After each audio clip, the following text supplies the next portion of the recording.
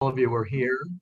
For those of you who are not experienced Zoom users, if you wish to see closed captions, there is a button to click on at the bottom of the screen which says live transcript.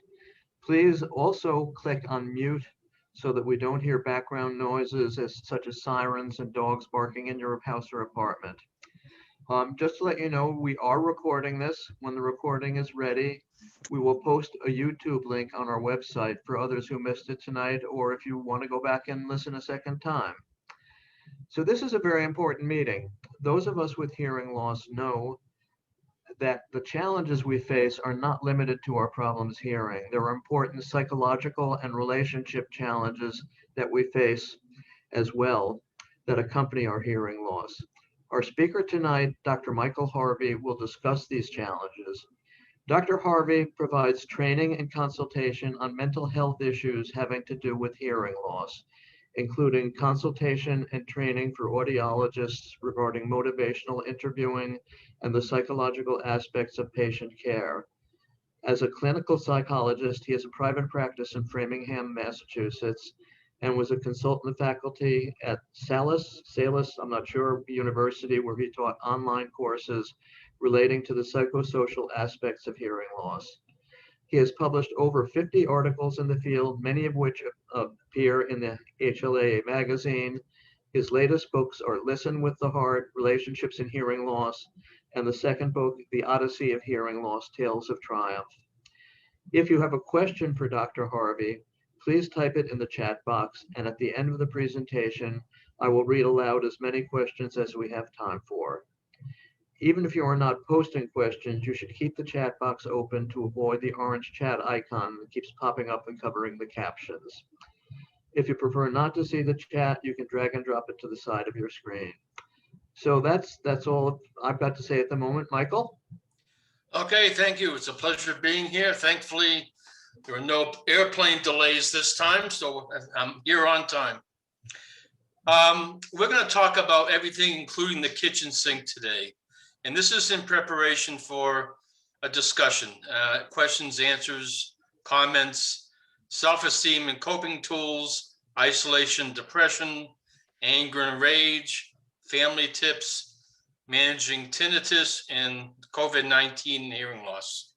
And I'm going to take tools from a bunch of disciplines that you can see. And I'm looking forward to a discussion. So this is a conversation opener. So let me start with Paul. Paul was a man who lost a lot of his hearing, probably in his mid-40s. He came to my office very depressed, bordering on suicidal. All he would want to talk to me during the first couple of sessions was how he wanted tips on what to do when he's stuck in traffic. He talked about how he felt in traffic on 128. The question in your chat box, what the heck do you think this has to do with sudden hearing loss? Any guesses? Anybody want to take the first stab here? What does the anxiety and the anger about being stuck in traffic have to do with hearing loss? What he eventually told me, one person, Karen, said you don't know what's going on, displaced anger, you can't hear the phone or the home, and you're stuck, right? No matter how hard he tried, he could not get out of that traffic jam. No matter how hard he tried in a meeting, he couldn't understand what people were saying. And this was one venue he wanted to start our work with. And what I asked him to do after a while is take a bunch of beans, a bunch of cups, and to take 7 or so cups and fill each cup with a certain number of beans according to what he valued in life. His core values cups. Core values can be almost anything. Okay, a long, long, long list. And what he did was he had 5 beans in the social cup, 3 in family. He was a salesman. He put 4 in sales, and he loved parties. And those were his values. Those were what fed him emotionally. That is until his hearing loss. So he then started talking more directly about hearing loss and the frustration he had at parties in groups. And one day, he parenthetically told me that he took up photography as a hobby. He had entered a lot of competitions in photography and had probably 4,000, 5,000, 6,000 photos. He won several competitions. So I asked Paul if he would bring in a photograph that depicted how he felt as a deafened person. This is the photograph he brought me. So the other question for the audience, what do you see? How might this represent Paul as a person with sudden hearing loss? And by the way, he gave me permission to use his real name, which is Paul Smith. There's no confidentiality issue. Silence, things are not clear, somebody wrote. Everything is fuzzy, despair, things are hazy. And yes, he could not correct his hearing loss, like he is underwater. He named this Lost in the Fog, which was how he felt as a person without hearing that could not be corrected. And I'll just finish the story for you because this is one of my favorite stories. One day, several weeks later, he was talking about something, and I must admit, I was daydreaming. My mind wasn't in the room. What I was thinking about is, in about 4 months from then, I was to give a speech for ALTA, Association of Late Deafened Adults in New York, Rochester. I was thinking, what if Paul was invited? What if I showed his photo on the PowerPoint screen while I was lecturing? What if Paul then came up and lectured with me about his photo? And that's exactly what happened. That was the first time he met anyone else with hearing loss. And I sometimes kid him that he should take another photo with 2 trees, 3 trees, 4 trees. So that's the story of Paul. After a while, I asked him to imagine he was successfully managing his hearing loss and then to put beans in his core values cup to depict this. So the top thing you see the before.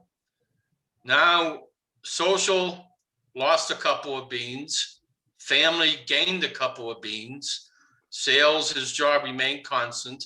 He added a cup, put a lot of beans in photography, and he cut out the core values of parties. He still went to parties, but they did not define his sense of self anymore, because that's what he could control. He could not control how much he heard, aside from, amplification, hearing aids, captioning, et cetera, But bottom line, he had less control over that than he did over what core values cups he had and how many beans he put in them. So there's some optional homework for anyone who's interested in this. A visual analogy of this. So if you imagine hearing loss on a piece of paper and you're holding it very close to your face, you'll see nothing but hearing loss. But imagine you're holding the hearing loss, if you will, far away, then you see a bunch of things, including the hearing loss. That's a visual analogy for what he was experiencing. So another recommendation or observation people have talked about is getting support from people. And this is nothing necessarily new, but the people don't have to be real, okay? Real people have their advantages, obviously, but the people don't have to be real. They can be real or imagined. Many of you remember this movie, Castaway, with Tom Hanks. He was marooned on an island all by himself, and he made friends with a ball that he called Wilson. And when he realized he's all alone, he paints a face on a volleyball. He talks to Wilson. He imagines Wilson talking back to him, and he even risks his life to save his talking volleyball. This is a wonderful book written by Anthony Ray Hinton, who was and is an African-American male who was wrongly convicted of murdering people. He was on death row for 28 years. And he coped by talking to imaginary people as well. He married Halle Berry and Sandra Bullock, and every Tuesday at noon, all the guards knew not to disturb him because he was having lunch with Queen Elizabeth. Many of you as kids may have seen Pippi, who when she was in times of distress, she talked to her imaginary father. Through waves, no matter how badly she had been feeling, she would end up knowing that she was okay, that she was a good and lovable person. The following artwork was drawn by a boy, a deaf boy, 3 days after 9/11, which I think artistically speaks to the fact that people need people. Incredible, huh? One of my favorite stories is when I saw a flight attendant a few months after that horrible day, 9/11, and she was one of the people who asked her best friend to substitute for her on that flight. And you can imagine how she had been feeling after that flight crashed into the World Trade Center and killed her friend and many other people. She was having nightmares of dead bodies flying through the window, blood and guts everywhere. And she woke up at 2 a.m. with these nightmares all alone. She told me she had never been in therapy since she was 12 years old when her mother had died. So I asked her whether she talks to her mother when she wakes up at 2 a.m. all by herself. And she sort of looked at me as if looks could kill and said, "Dr. Harvey, I told you my mother died." And I said, "I know, Mrs. Smith, but I asked you if you talked to your mother." And she eventually got what I was saying and began talking to her deceased mother most every night when she was awoken by dreams. And she wrote a letter to her mom. "When I'm up at night by myself, thinking of how our world has changed, I think of us in the kitchen together. Do you remember when Johnny called me ugly? You hugged me. Then we made caramel apples, and you let me eat one after I had brushed my teeth. I smile every time I recall that very special night." So alongside the horror of 9/11, she could talk to her long deceased mother about that special night and feel less alone, worthy, and more safe. So I was with a woman with a moderate hearing loss, hard of hearing, who was very, very sort of scholarly. You know, she knew all these philosophers and et cetera, et cetera, et cetera. And I was talking to her that when she feels anxious, imagine somebody, a real or imagined person, talking to you. And she said she does that all the time. So I asked her, who talks to you? Who calms you down when you're anxious? You know, when in groups, missing conversations. And I expected her to say, Nietzsche or Eleanor Roosevelt or someone. She said, "You know what the guy says? What? He says, yabba dabba doo." Okay. So we all have conversations in our head. A wonderful movie that illustrates this is Inside Out. It's a Pixar movie. It's a strong recommendation. So this is a segue into how we can change our self-talk about anything, in this case about hearing loss. CBT, the way we think about things, affects how we feel emotionally, and then how we behave. You don't change it, you'll never go anywhere. So the sort of the message here is you have a couple of voices in your head. One voice is hearing loss, one voice is maybe your mother, maybe Fred Flintstone, who knows, but you have to have, we have to have internal conversations in our head. So I took a survey of conversations many of my clients have who have a hearing loss, and they're called dysfunctional thoughts, irrational thoughts. And these are a few of the irrational, dysfunctional thoughts that my clients told me about. Hearing loss means I'm a loser. I must withdraw from people. I appear stupid. It means social anxiety. And there's more, but I'll focus on these. So, for example, several people said, I'm a loser because if my ears are broken, then my head is as well. No matter what I do, no matter how good I may be, I'm still a loser and inadequate because of my hearing loss. When people say it doesn't matter, when I ask them to repeat, it means I don't matter. So that's one voice, if you will. The idea is to have a rebuttal, to have a conversation in your head. So this is the rebuttal. I have at least 1,001 things that are working in my body, long list. The only thing that isn't working is my hearing. I can choose not to buy into the cognitive distortion. To be worthwhile, a person must be thoroughly competent, adequate, and achieving in all possible respects. It's not all or nothing. So that's a conversation one can have in one's head. Okay, another thought. I shouldn't try to join conversations because I would only fail. I shouldn't advocate because it won't do any good. That's a voice. What's the rebuttal voice? This is an example of black or white or polarized thinking. Things I'm either perfect at or a failure at, no middle ground. Listen, if I understand some of the conversation and don't understand other parts, that doesn't constitute a failure per se. Moreover, I don't need to magnify the half-empty stuff and filter out all the positive aspects of a situation. I did understand half of what he's saying. So again, the example of talking to yourself in your head. This is one of my favorite words. I also don't need to catastrophize to make this into a disaster. If I'm unable to self-advocate effectively, at least I tried.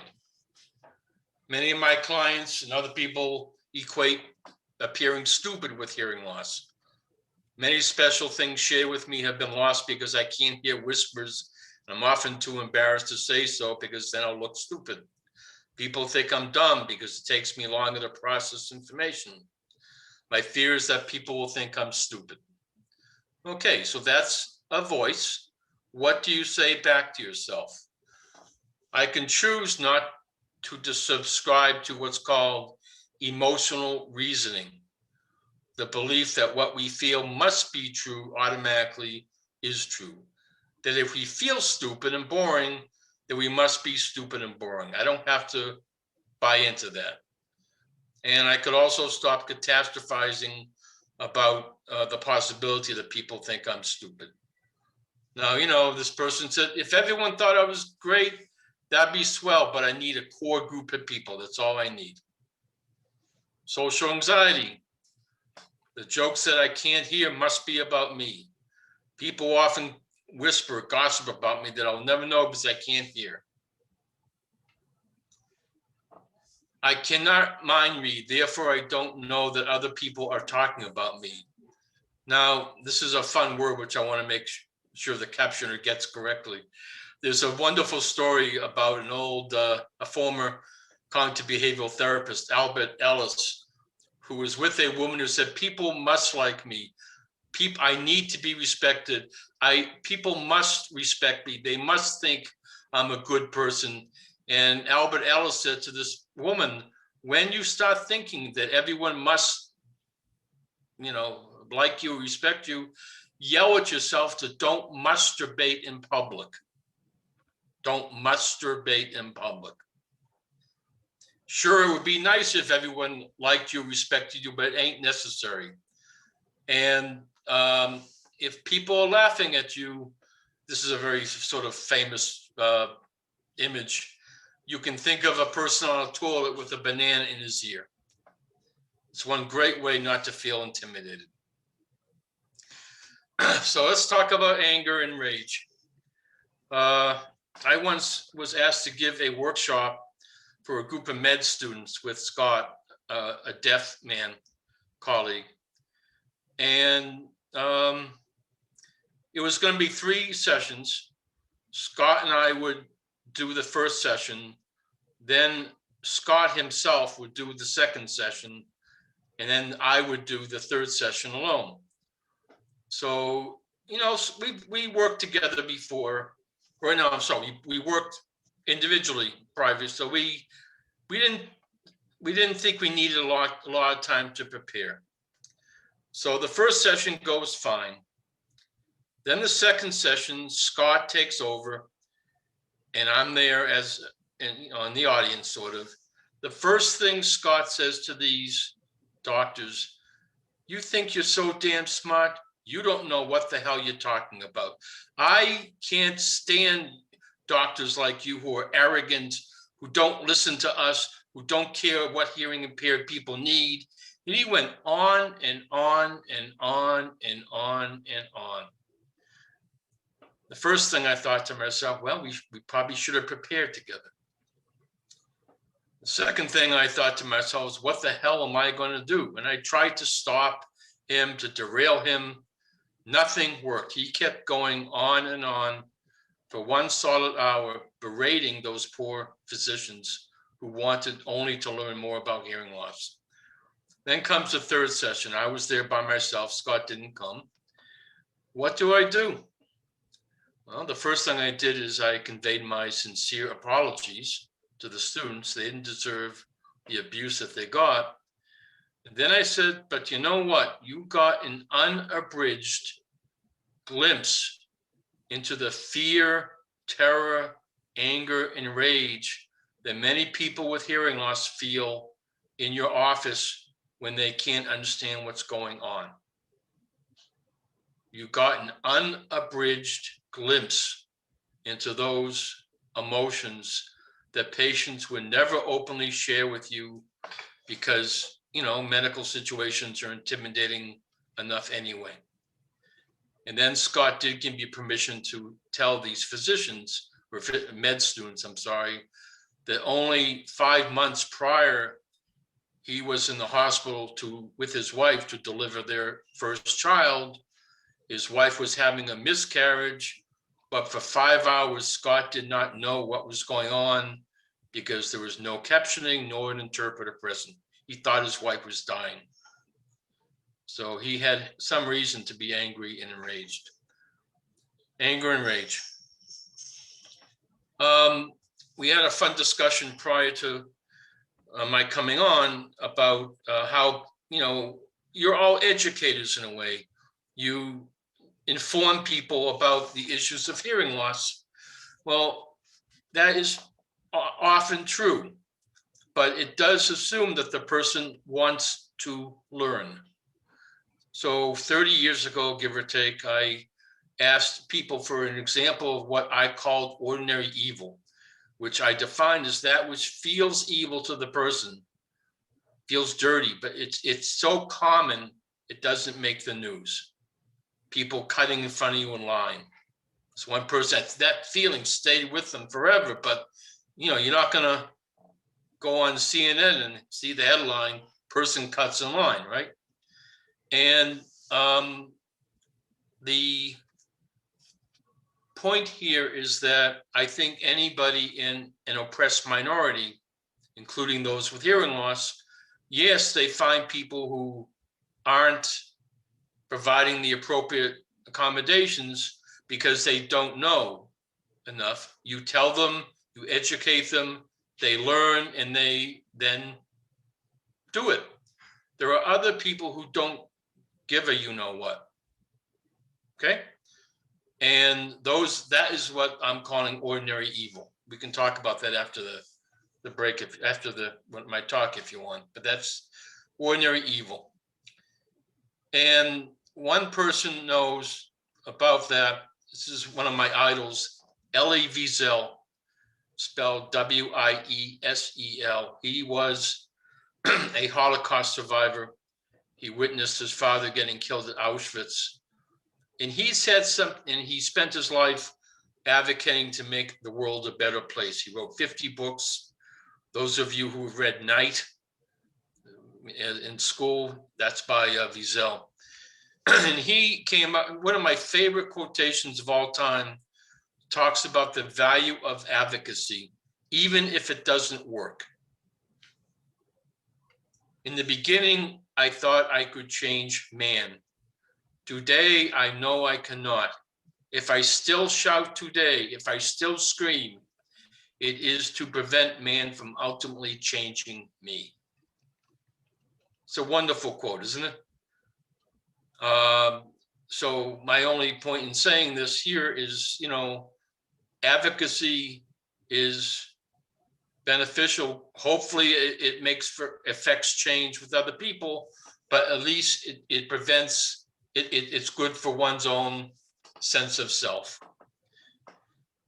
Okay, so CBT is good to change negative thoughts, but other times it's like, if you keep holding something underwater long enough, it comes up, right?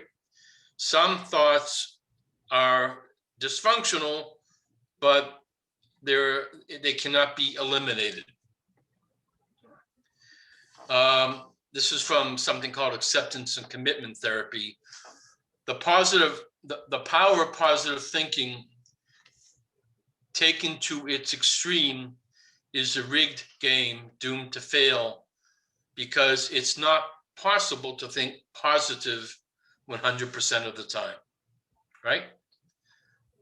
So if I tell you in the next half hour, whatever you do, do not think about a white bear, how many of you are going to be able to do that? So, the message I'm trying to convey is do your best to eliminate emotional yuckiness, and then use a different set of techniques to accept what you cannot change. So let's talk about some of those techniques. Wonderful story that Paul tells. He was going through a very rough time in his life, drinking too much and depressed. His mother, by the way, was named Mary. He had a dream one night. Mother Mary came to me speaking words of wisdom, let it be. Okay.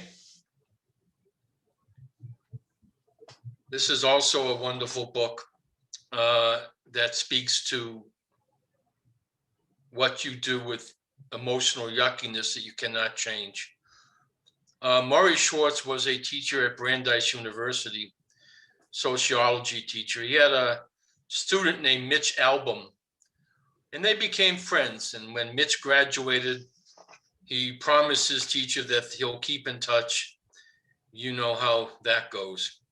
So he lost contact with his teacher. A couple years later, Murray is at his doctor's office and gets diagnosed with neurofibromatosis type 2, the elephant man disease, a horrible disease which causes your body to fail, to decay, while your mind stays intact. And then he went back to school and convinced the administration to allow him to teach the very first course in this country on death and dying. They were reluctant to permit this because no one, of course, would take this course. Well, it became the most popular course on campus, so popular that it got featured on 60 Minutes. And one night, Mitch Albom was watching TV and he saw his teacher talking about his illness and the course. So for the next 3 years, on the first Tuesday of every month, Mitch flew into Boston to be with his teacher, hence the title Tuesdays with Murray. One day, Mitch asked his teacher, "What's going on here? I don't get it. Every time I see you, you look happy. You're eating great food. You're laughing. You're sharing stories with friends. Don't you ever get depressed?" And Maury said something which is terribly important. He said, "Yes, of course I get depressed. Every morning I wake up around 5 o'clock.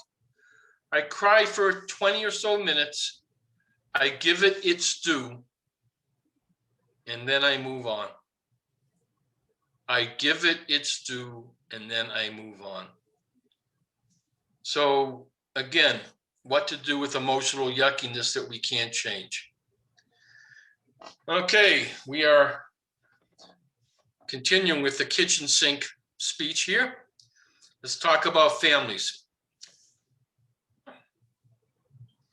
This is a wonderful story. Many of you know Sam Triken, wonderful person, psychologist who has a hearing loss. He tells a story that the one hard of hearing woman was dancing with her husband, and her husband, I'm sorry, a boyfriend, and the boyfriend says something. The woman doesn't quite understand what he said because she has a hearing loss, so she faked it. She said yes. And then the guy said, "Hey, everyone, I have an exciting announcement. She just accepted my marital proposal." So communication. You all know that about that quite intimately, I know. And you all know that the most common configuration of hearing loss has to do with high frequency, which affects consonants. And that's where we get most of our information. So if you can look at this and guess what it says, this is with only the vowels, only in the consonants. Many of you can guess exactly what it says now.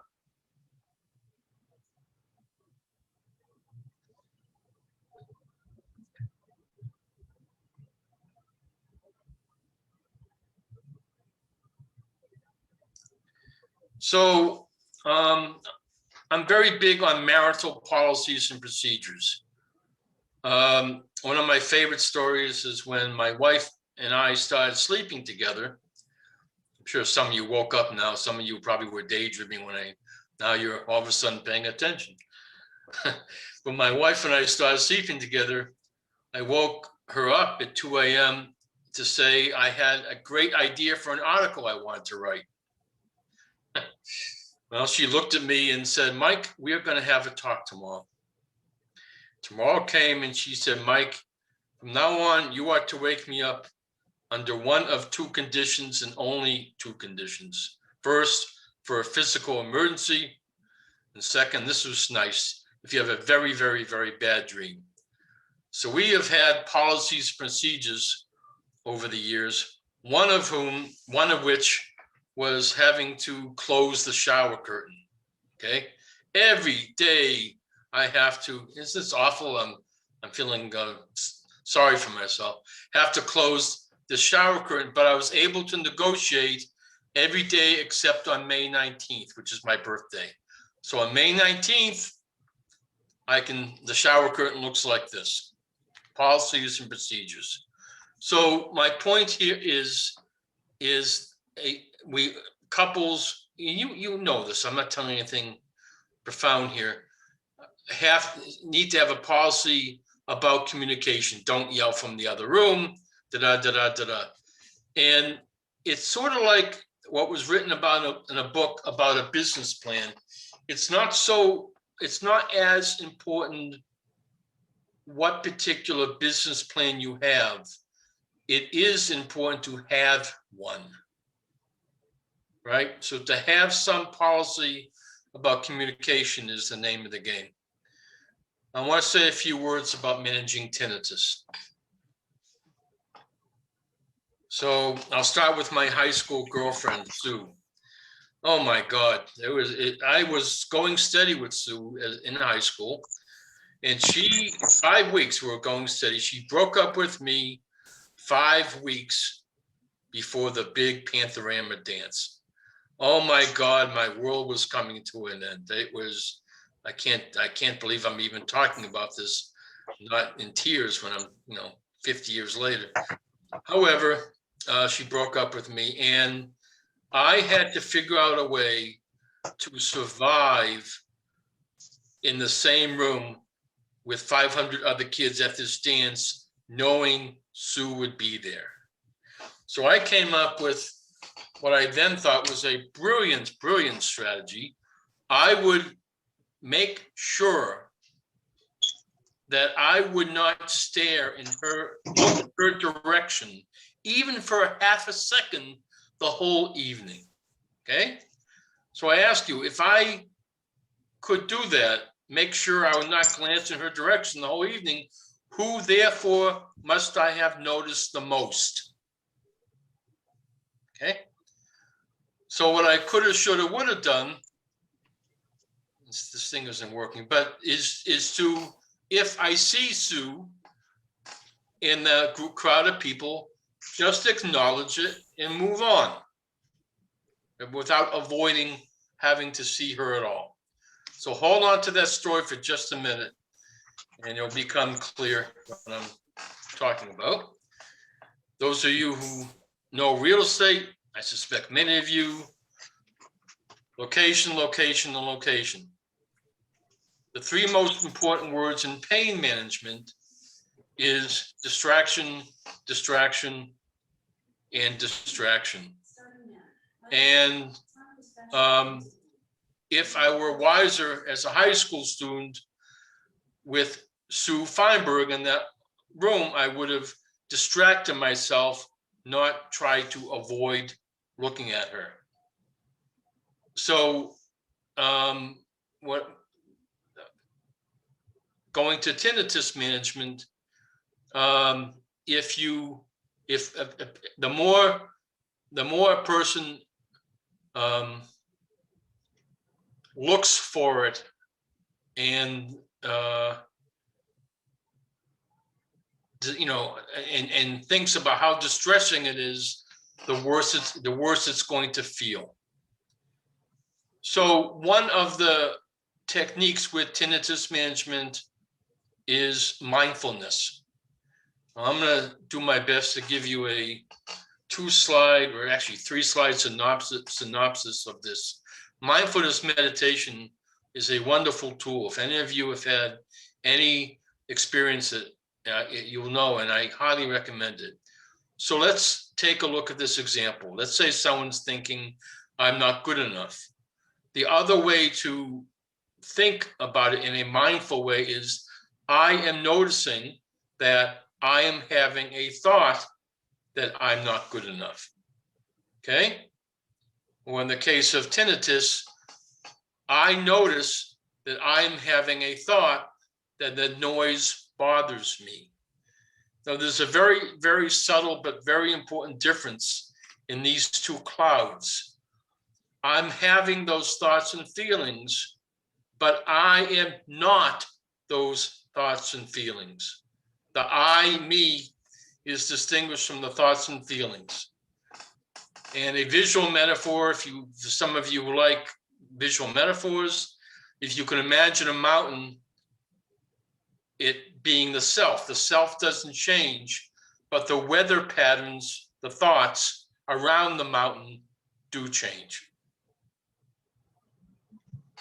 So let's talk about COVID-19. It's one of my favorite quotes. Wearing a mask while alone in the car is only helpful if you stole the car. One of my recent stories was about a hard of hearing woman who was a self-described doormat. She let, by her own admission, everybody walk over her. And she would be very, very, very resistant, hesitant. She couldn't contemplate asserting herself. And enter COVID.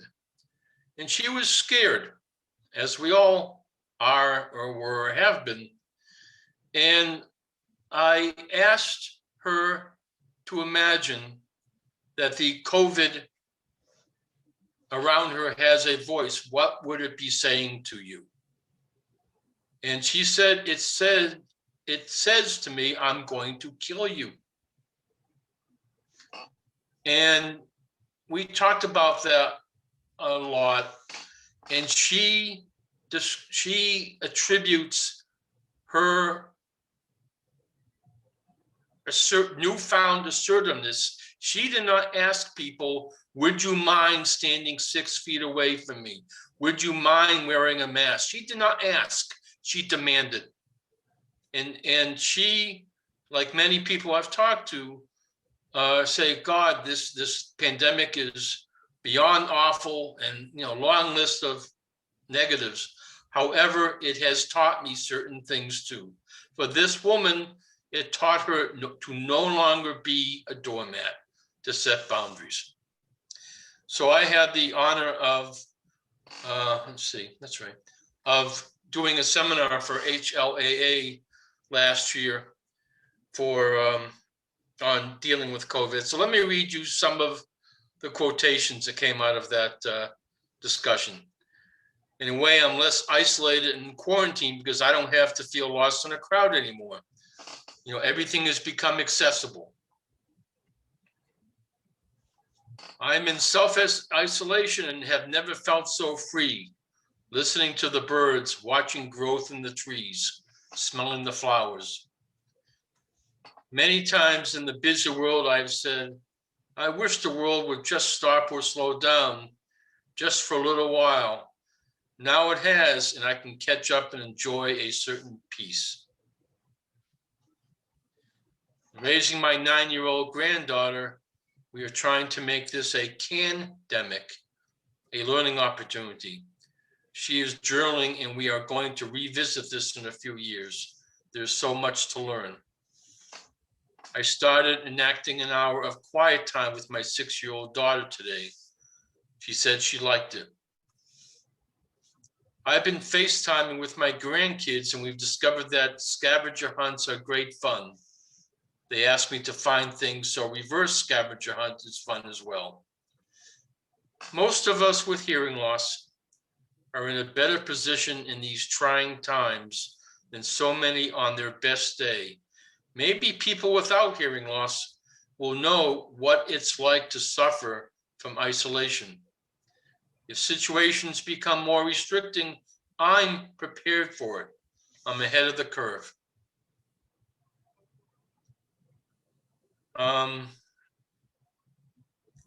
So I'm going to segue into shutting up for a few minutes after I read you one more letter that somebody sent. And then I'm looking forward to questions, stories, discussion. I forgot to announce it. This PowerPoint will be available for anybody who wants it. Talk to whomever, they'll announce it later. So this, I'm happy to share it with you. But let me tell you, before we sort of end this part of it and open it up for people, let me tell you, read to you a letter that an audiologist received. And it's kind of fun. Dear Dr. Smith, I came across something in one of my golfing magazines that made me think of you, and I thought maybe it would also help other patients of yours. After years of pain and struggle, I finally accepted the fact that no matter how many hours I practiced golfing, no matter how many instructors I saw, how many books or magazines I read, and how many teaching aids I tried, I would never be a professional golfer. Then it hit me, I'm grieving. When I started thinking about it, I realized that I'd gone through every one of these stages of grieving as a golfer. After my stage of denial, when I didn't acknowledge that I had golfing problems, came anger. I began driving fast in the golf cart, throwing clubs, constantly berating myself. You stink at everything. You can't even open a bottle of wine. You're a lousy father to your children. You never even go to museums, etc., etc. Then I walk off the course and vow never to play again, only to return the following week for more of the same. Once I bought a brand new set of clubs, and then after a particularly terrible day, I gave them to the caddy at the 16th hole and left. My next stage was bargaining, and boy, did I do my share of that. Please, God, please, please, God, all I want to do is hit the ball. What is it you want from me? Good deeds? Make me have a good swing and I'll give you anything. I'll help sick kids, the homeless. I'll go to church. Is that what you want? Church? No problem, a done deal. Then I drifted into the next stage, depression. I was never going to be a good golfer. Never. Think what I could have done with all that time. Learn French, piano, visit my mother more often, volunteer somewhere. And now I found myself in the final stage, acceptance. I will never be as good as I want to be. There, I said it. I like saying it. I'll say it again. I'll never be as good as I want to be. That's okay. I'm real good at other things. What those things are, I have no idea, but I'm sure there are some things I'm good at. Flossing my teeth, dishwashing come to mind. But golf, no, I'll never stand over the ball and think I'll make a perfect shot. And yet I continue to play because, once in a while, I do hit some pretty good shots on the driving range. In fact, I've had a compliment on my swing. I love your tempo, a woman once said to me. That's right, I have good tempo. I'll never be as good as I want to be, but I have good tempo. It hit me the other day when I grieved that I'll never be as good a golfer as I want to be. I realized I'm pretty good and I'm enjoying it more.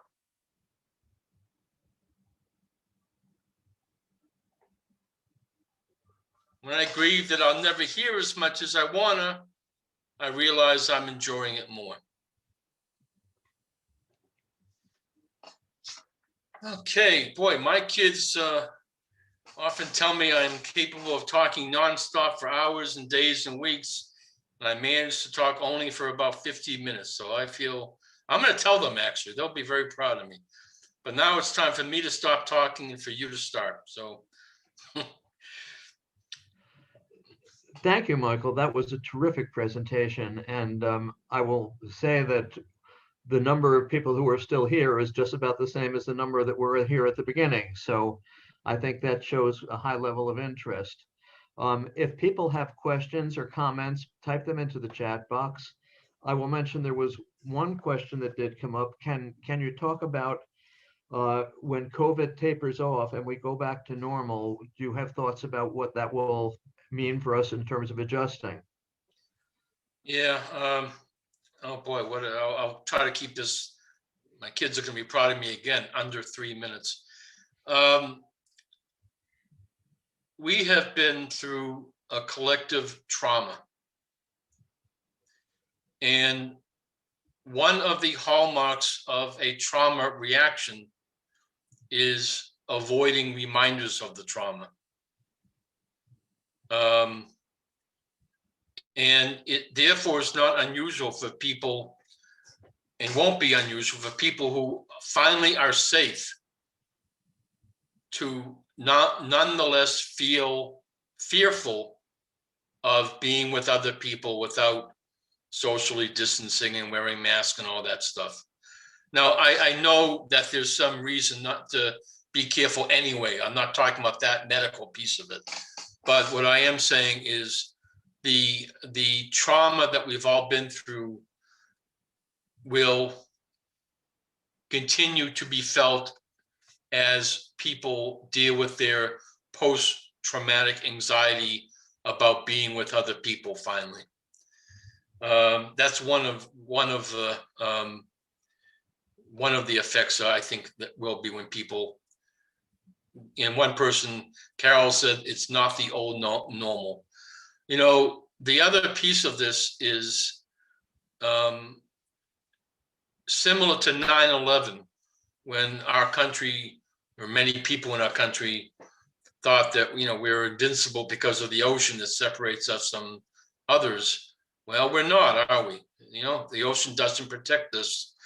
And after COVID-19, we all have a heightened sense of our vulnerability. And I don't mean to imply that's a wonderful feeling. It ain't, but it's also true. It's also real. So there's going to be a lot of yucky aftermath and growth that comes from this horrible pandemic. Question from Ruth Bernstein, one of our, very valued board members, asking how you can persuade people to start advocating for themselves. Yeah. I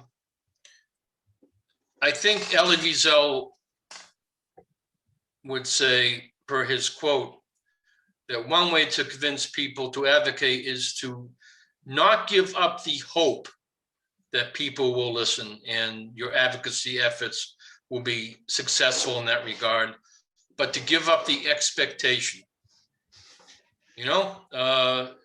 I can and should, we can and should try as much as we can to educate, to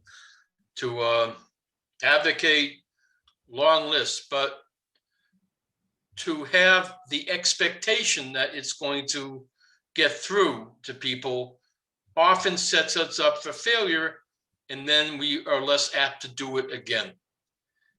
I think if we view, if advocating can be viewed as a tool to get better and better and better at, so you feel good about yourself doing it, that will help people do it more. One more thought that, I joined the gym a while ago before the pandemic, and I was going to go 3 times a week. And I'm reminded of my brother, who owns about 12 gyms. He says to me, all gyms sell double the amount of memberships that they can handle because people typically don't go. So of course I didn't go either, until I got a trainer and until I went with other people. Because once I do something with other people who depend on me to be there, I did go to the gym and work out. So same with advocacy. I think, to do it in groups and to sort of reward each other, reinforce each other, support each other, would be one additional way to help people advocate. Before we go on, Michael, can you take down the PowerPoint so we can see more of you? Thank you. That's right. Thank you. I would have done that if I. Great, thanks. Can you see me now? Yes, absolutely. Okay, good. Yeah, thank you. I should have actually realized that. Okay. Do you think that the experience of COVID, there certainly have been a lot of negativity, a lot of bad things, and many of us are grieving for losses. But in terms of those with hearing loss, I think there's been more awareness. People, everybody's aware that wearing masks has made it difficult to understand. The medical community has become a little more aware of the need for captioning. Do you think this will ultimately, when things calm down, that these changes will continue and improve things for people with hearing loss? Well, I don't. That may be an unfair question. Well, it is, but I'll answer it anyway. I mean, it is to the extent I don't know, obviously. But I have to admit, I'm cynical in a way, and I'll tell you why. And then I have a recommendation. I think. Oh God, wait a minute. I can't remember the quote now, but unfortunately, I think Homo sapiens typically forget after the lesson has been learned. I do think, however, that it has pointed out the fact that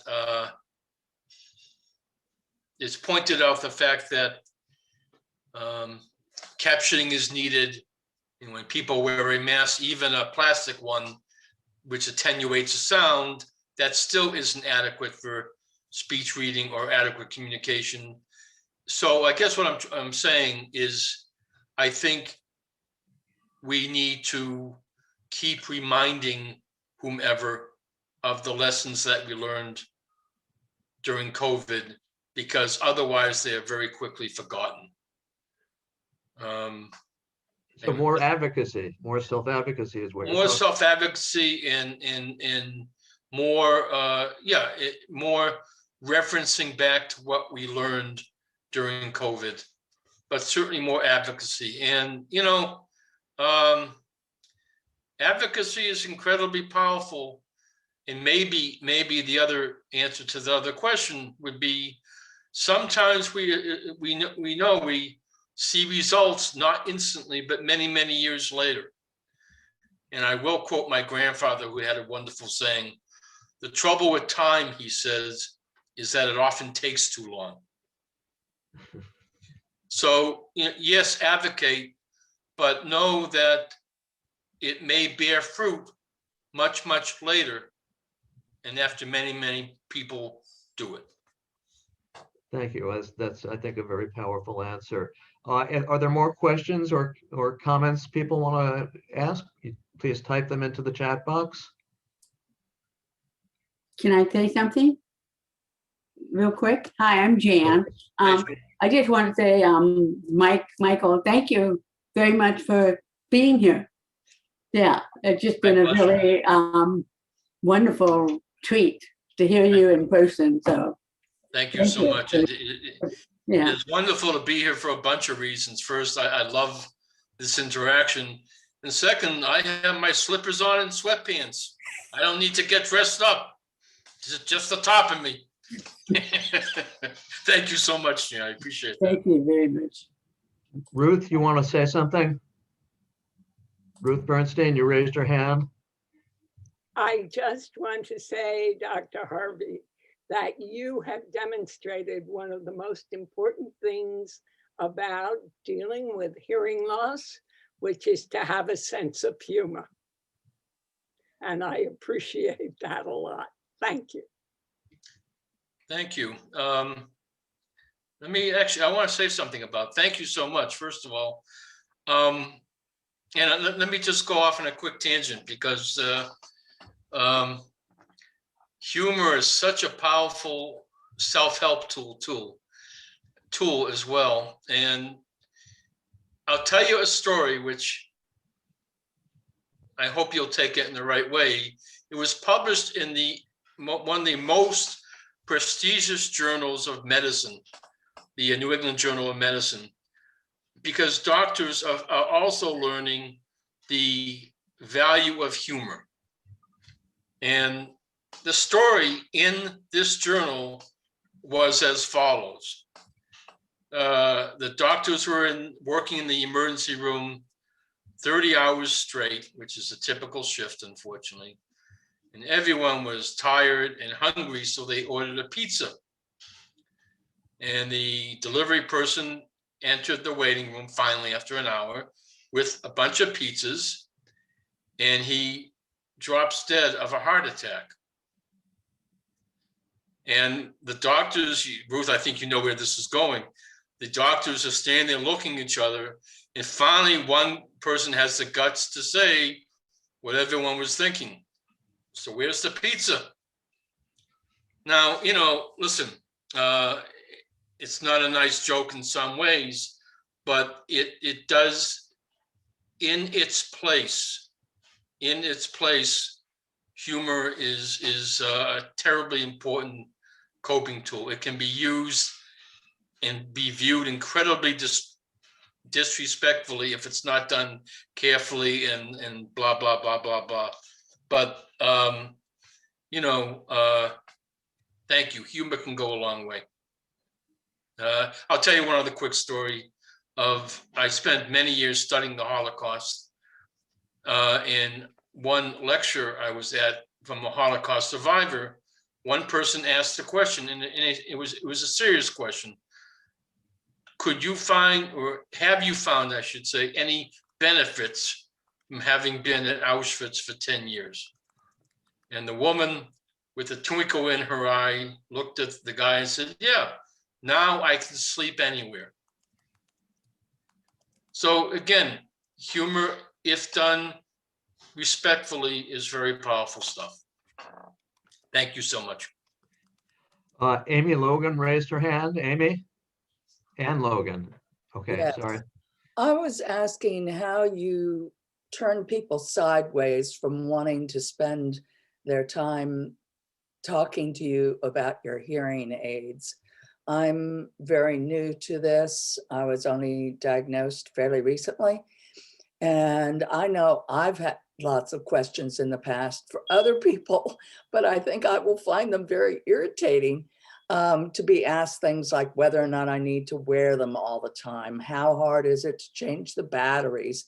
How expensive they were? All that sort of thing. How do you divert people to someplace else? Okay, I apologize for the alarm. It's you might hear the smoke alarms go off.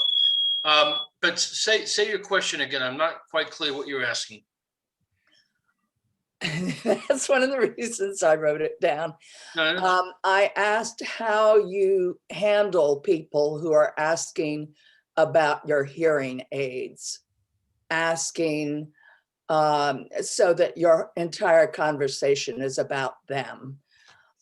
I'm anticipating that because it will be something new about me that has been diagnosed since the beginning of pandemic. And people will want to know how expensive they are, how hard it is to change the batteries. Do I have to wear them all the time? And all of a sudden, your nice little 10 or 15-minute chat has been all about something that you'd rather put in and forget about. got it. It's a great question. I often laugh when I quote Sigmund Freud because he said some pretty weird things. But one thing he did say, which I think is terribly relevant to your question, is every decision has some level of ambivalence attached to it. Every decision, and by the way, the word decide literally means to kill an option, C-I-D-E, to kill a human, like homicide, and D-E, either or. So to decide to get hearing aids, to decide to come to this webinar, to decide to have Chinese food, not Italian food, means to kill an option, AKA to grieve a loss, to deal with ambivalence. And what I think is terribly, if I understand your question correctly, what is terribly important is to help ourselves and those we talk to elucidate the ambivalence about getting hearing aids. Because what you don't talk about can hurt you. Silence is poison, as Nietzsche would say.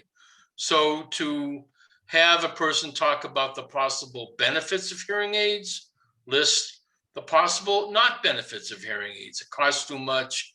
I may be self-conscious. My son, my know-it-all son, has been telling me for years to get hearing aids. Now he'll say, I told you so, Mom. You know, people have pros and cons to doing things. And one way of talking about the psychology of purchasing hearing aids, wearing hearing aids, is to talk about one's ambivalence in finally making that decision. Thank you. Is that sort of what you were asking? I hope so. Kathy Weems raised her hand. It was Kathy Weems. perspective. I am definitely one of those people who I'm going to get them. I know that it makes a difference on your mental acuity if you don't. I mean, for me, that's the sales pitch. If you aren't hearing well, then you're going to get separated from other people. You're not going to hear about things that's going to affect your ability to cope with all of your life. So for me, it's always been, if I have hearing loss, I'm going to get it. But on the other hand, that doesn't mean that I'm thrilled about it.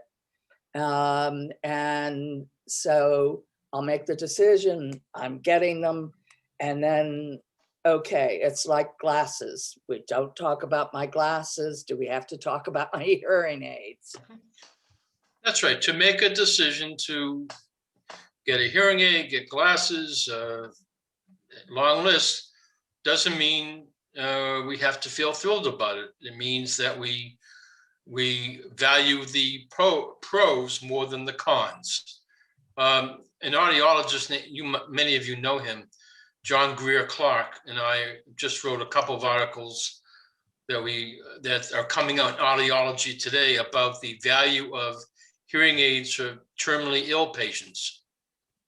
Because, you know, when one realizes we have a limited time left on Earth, one often values those exchanges with significant others we love more, and want to sort of milk everything we can out of that exchange, because we know our time left is limited.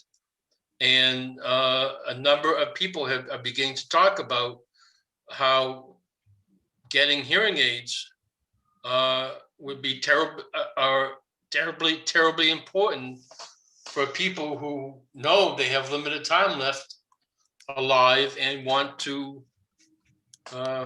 understand everything that's going on. Thank you. Kathy Weems raised her hand. Yes, I'm Kathy Weems. This is my first time doing one of these things. My friend got a cochlear implant. We used to yell at each other and always saying, what? And when she got hers, she said, you have a severe hearing loss. And so she connected me with the San Diego Hearing Loss Association.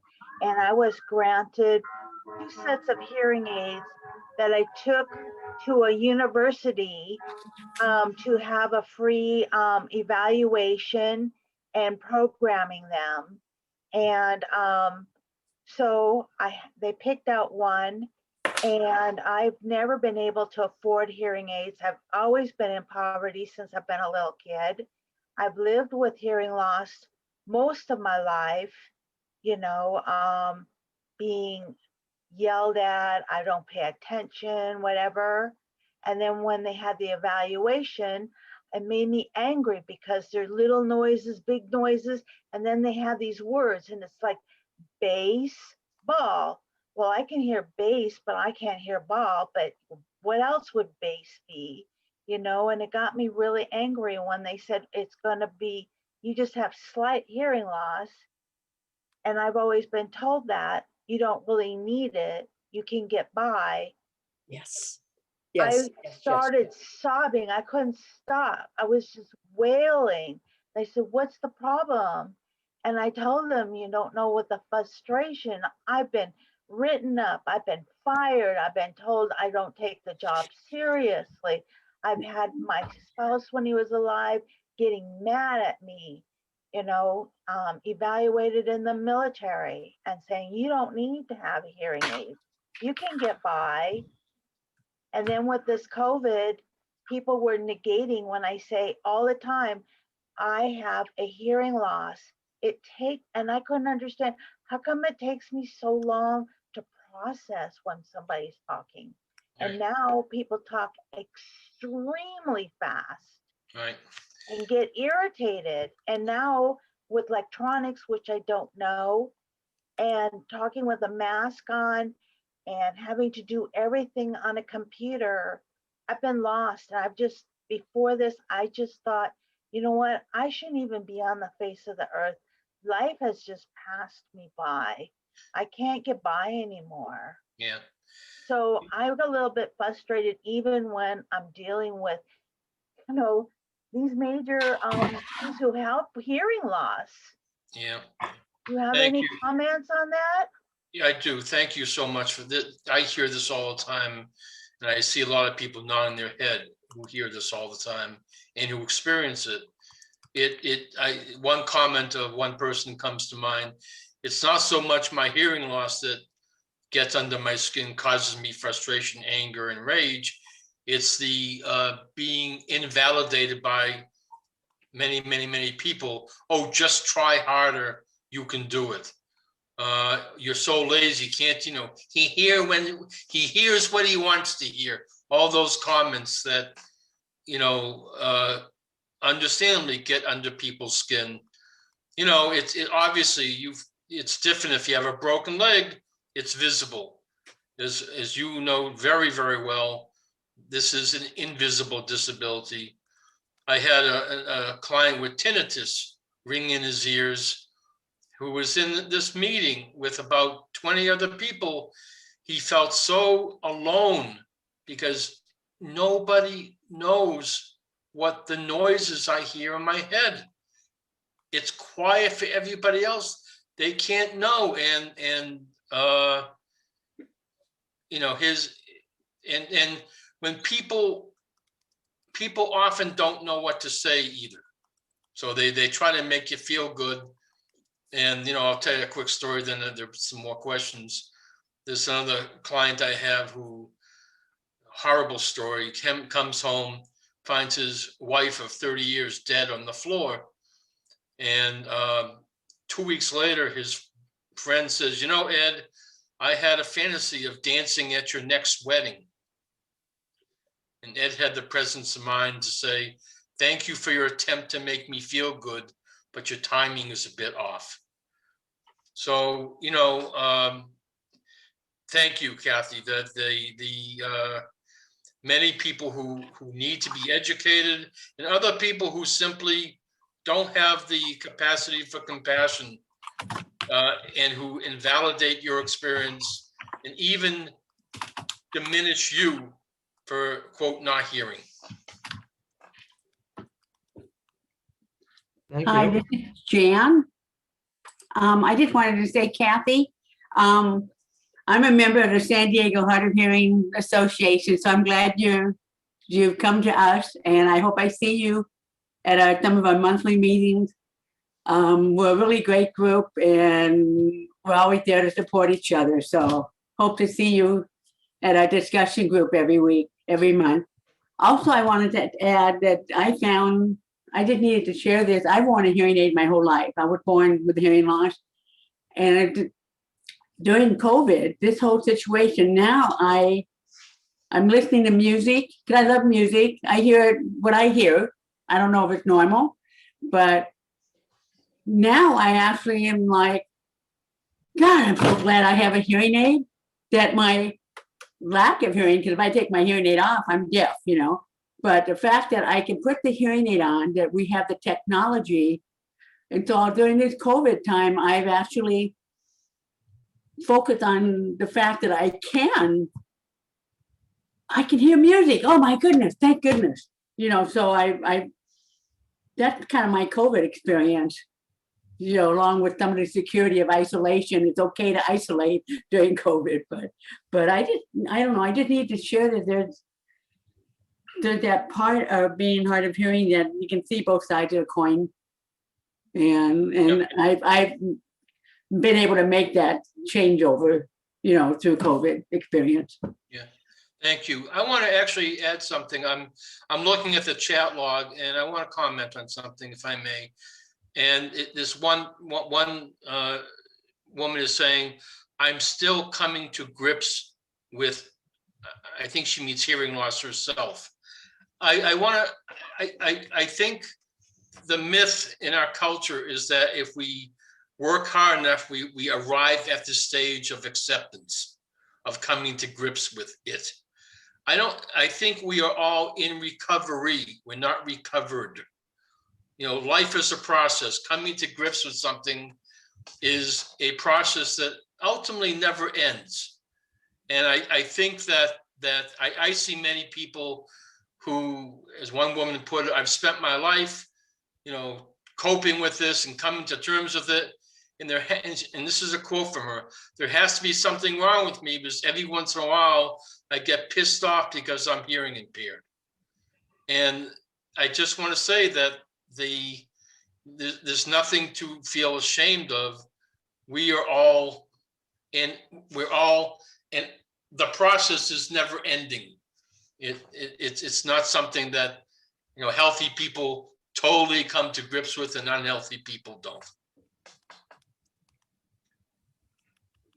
Do we have one last question or comment from anyone in the audience? Okay, well, Michael, thank you. I for would like taking- to just thank you Okay. for that last comment. Thank you. That we're always in an acceptance mode. I appreciate that. Yeah, it's terribly important, and I don't think I'm doing a great job of articulating it, but I'll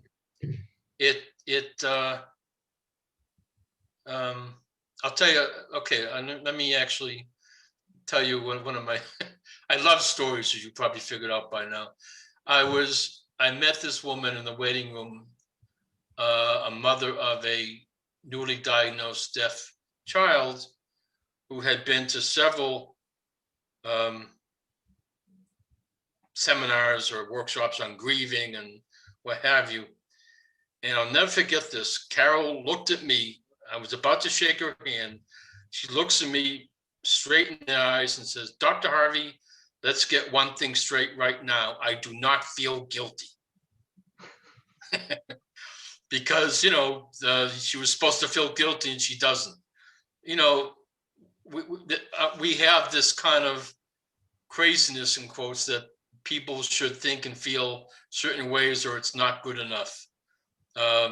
So anyway, thank you for that, Jan. Actually, Michael, I think you've done a terrific job at articulating a lot of things that have given people a lot to think about and have been very helpful. So, thank you for all of that. I'd also like to thank David Landsberger for being our Zoom host. I've run out of superlatives to describe our captioner, Lauren Schechter, so I will simply say a big thank you. It's been great tonight we see people from San Diego, people from all over the country, and it's wonderful to see the new faces. If you want to learn more about HLAA, if you're not a member, or to join, or to donate to help us to continue our activities, please go to the chapter website, hearinglossnyc.org. At our next meeting on May 4th, the topic is what's new in cochlear implants. 3 top New York City cochlear implant surgeons will discuss advances in cochlear implant technology, changing standards for qualification, auditory training after implantation, and assistive devices offered by each of the 3 FDA-approved manufacturers. Dr. Justin Golub from Columbia, who is one of our professional advisors for the chapter, will lead the discussion that will also include Dr. Sujana Chandrasekhar, I'm probably not pronouncing that correctly, from Mount Sinai, and Dr. George Alexiadis from Weill Cornell. This meeting will be a timely one for me. It is less than 2 weeks since Dr. Alexiadis performed my implant surgery. I'm eagerly anticipating my activation, which will take place in 2 days. The surgery, I'm happy to report, went very well. And one of the things that really was helpful was that I had captioning in the recovery room, and Lauren will be captioning my activation. And that's, I think, very important to me, but I would not have gotten those things if I had not asked. And I think in the context of the things that Michael has been discussing tonight, there's, for me, there's an important lesson there. So I will look forward in May to hearing from those 3 experts at our meeting. I hope to see many of you back here then. So anyway, good night to all, and thanks again, Michael. My pleasure. Thank you all.